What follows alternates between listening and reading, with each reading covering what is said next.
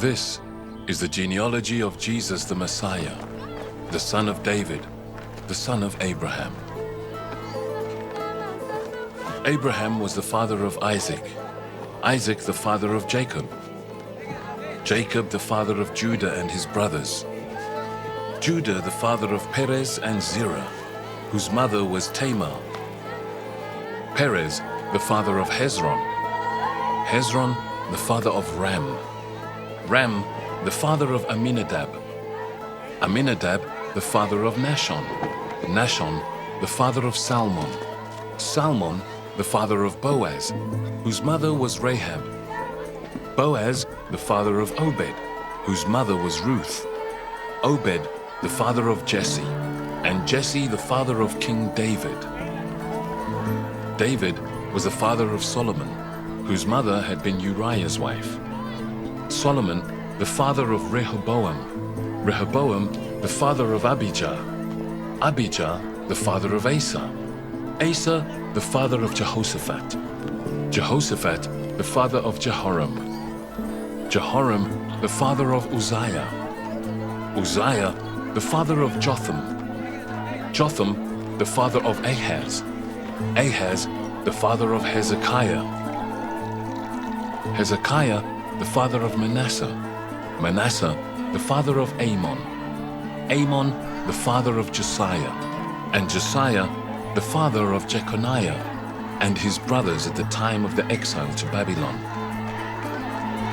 After the exile to Babylon, Jeconiah was the father of Shealtiel, Shealtiel the father of Zerubbabel, Zerubbabel the father of Abiud, Abiud the father of Eliakim, Eliakim the father of Azor, Azor the father of Zadok, Zadok the father of Achim, Achim the father of Elihud, Elihud the father of Eleazar, Eleazar the father of Mathan, Mathan the father of Jacob, and Jacob the father of Joseph, the husband of Mary.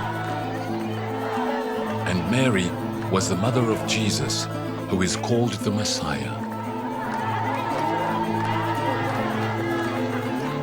Thus, there were 14 generations in all from Abraham to David, 14 from David to the exile to Babylon, and 14 from the exile to the Messiah.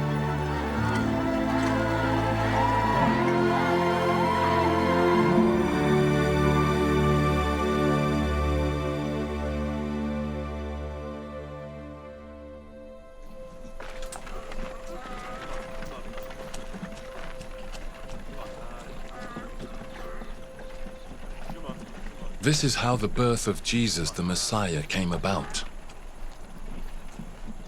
His mother Mary was pledged to be married to Joseph. But before they came together, she was found to be pregnant through the Holy Spirit.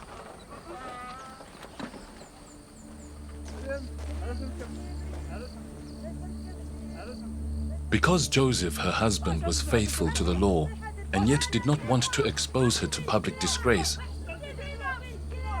he had in mind to divorce her quietly. But after he had considered this, an angel of the Lord appeared to him in a dream and said, "Joseph, son of David, do not be afraid to take Mary home as your wife, because what is conceived in her is from the Holy Spirit. She will give birth to a son, and you are to give him the name Jesus, because he will save his people from their sins." All this took place to fulfill what the Lord had said through the prophet. "The virgin will conceive and give birth to a son, and they will call him Emmanuel," which means God with us. When Joseph woke up, he did what the angel of the Lord had commanded him, and took Mary home as his wife.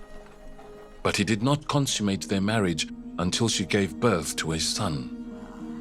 And he gave him the name Jesus.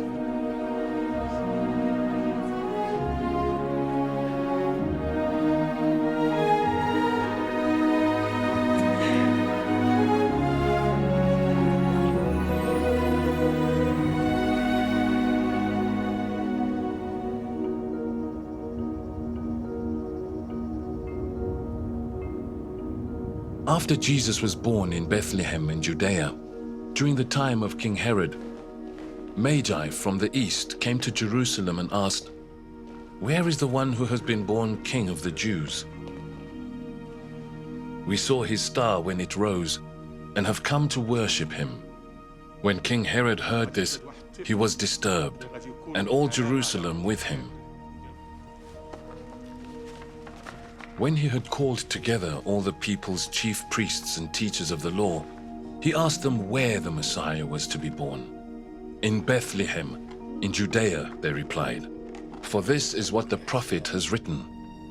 But you, Bethlehem, in the land of Judah, are by no means least among the rulers of Judah. For out of you will come a ruler who will shepherd my people, Israel."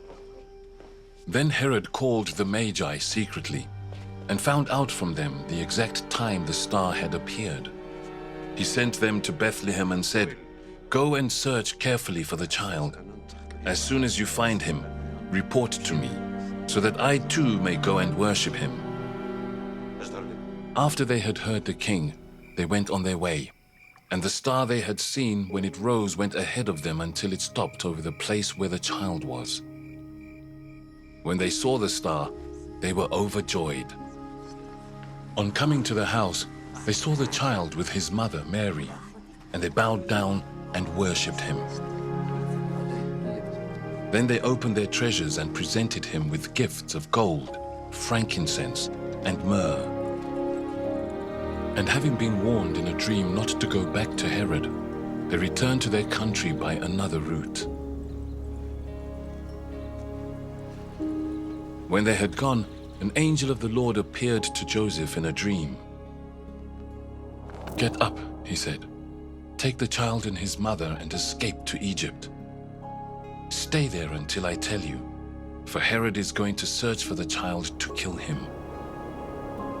So he got up, took the child and his mother during the night and left for Egypt, where he stayed until the death of Herod. And so was fulfilled what the Lord had said through the prophet, "Out of Egypt I called my son." When Herod realized that he had been outwitted by the Magi, he was furious, and he gave orders to kill all the boys in Bethlehem and its vicinity who were 2 years old and under, in accordance with the time he had learned from the Magi. Then what was said through the prophet Jeremiah was fulfilled. "A voice is heard in Ramah, weeping and great mourning, Rachel weeping for her children and refusing to be comforted, because they are no more."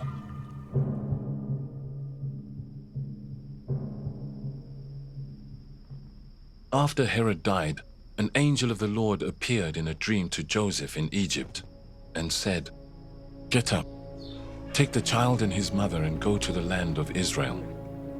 For those who were trying to take the child's life are dead." So he got up, took the child and his mother and went to the land of Israel. But when he heard that Archelaus was reigning in Judea in place of his father Herod, he was afraid to go there. Having been warned in a dream, he withdrew to the district of Galilee, and he went and lived in a town called Nazareth. So was fulfilled what was said through the prophets, that he would be called a Nazarene.